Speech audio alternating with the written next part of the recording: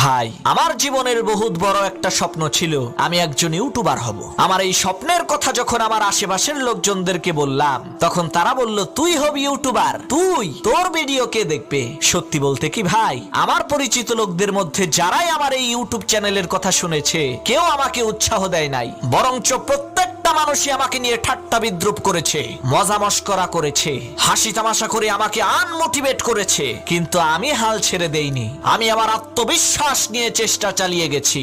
আজ দেখেন, মহান আল্লাহ তাআলার ইচ্ছায় আমারও 1 মিলিয়ন সাবস্ক্রাইবার হয়ে গেল। ভাই, আপনিও পারবেন।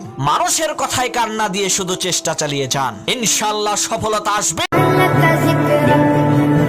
আলহামদুলিল্লাহ, আজকে শুক্রবার, পবিত্র জুম্মার দিন। হে আল্লাহ, এই দিনের উসিলায় আমাদের সকলের গুনাহগুলোকে মাফ করে দিন, আমিন।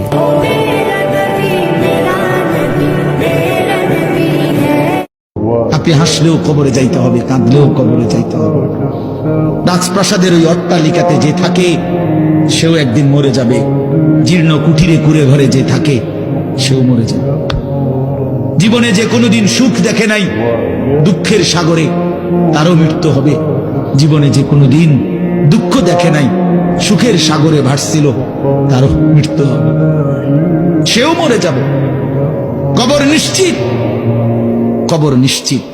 আপনাকে যদি কেউ কষ্ট দেয়, চুপচাপ পবিত্র কোরআনের ছোট্ট একটি আয়াত আকাশের দিকে তাকিয়ে আপনি পাঠ করবেন, আল্লাহ এমন ফলাফল আপনাকে দিবে, আপনি দেখেই সন্তুষ্ট হয়ে যাবেন। সূরা ইউসুফের ৮৬ নম্বর আয়াতের লাস্টের অংশে আল্লাহ পাক বলছেন, ইন্নামা আশকু বাসি ওয়া হুজনি ইলাল্লাহ।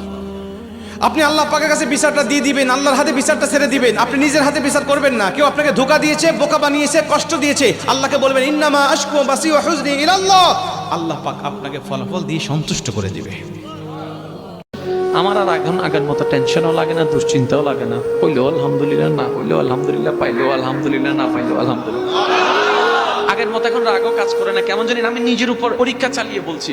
আপনি শুধু আপনার দুশ্চিন্তায়, টেনশনে, ভয়ে, তারপরে আপনার কেউ এসে বদনামের কথা শোনাচ্ছে, কেউ আপনার ক্ষতির কথা শোনাচ্ছে, কি করবেন ভবিষ্যতে এটা নিয়ে শোনাচ্ছে। শুধু আপনি একটা মাস, আমার কথাটা রাখেন, একটা মাস আপনি বুঝেন না বুঝেন, শুধু মনে মনে এদিকে শুনবেন আর মনে মনে বলবেন আলহামদুলিল্লাহ, আলহামদুলিল্লাহ, আলহামদুলিল্লাহ, আলহামদুলিল্লাহ। দেখবেন আপনি এক অদৃশ্য রকমের শক্তি অনুভব করতে পারবেন। মুসারে, আল্লাহরে জিগাইবানি, আমি গরিব মানুষ, আমি ভালো কিছু কিনতে পারি না, ছেলে মেয়েকে ভালো কিছু খাওয়াইতে পারি না, ভাঙ্গা ঘর, এত গরিব, ভালো করে ঘর বানাইতে পারি না। আল্লাহরে জিগাইবানি, কি করলে আমার উন্নতি হবে, ধনী হবে। এই জন্যই নবী সাল্লাল্লাহু আলাইহি ওয়াসাল্লাম বলেছেন যে দুই শ্রেণীর মানুষ আছে কিয়ামতের আগে আসবে, আমি ওদেরকে দেখি নাই। তার মধ্যে এক শ্রেণী হচ্ছে নিসাউন কাসিয়াতুন আরিয়া, এমন মহিলা যারা কাপড় পরে নগ্ন থাকে, মুইলাতুন মামিলাত, যারা আকর্ষিত হয়, আকর্ষণ করেও। এরা জান্নাতে যাবে না, জান্নাতের গন্ধ কোনোদিন পাবে না। কিসের বড়াই করো রে মন, কিসের বড়াই করো, হাওয়ার গাড়ি বিকল হবে একটু সময়।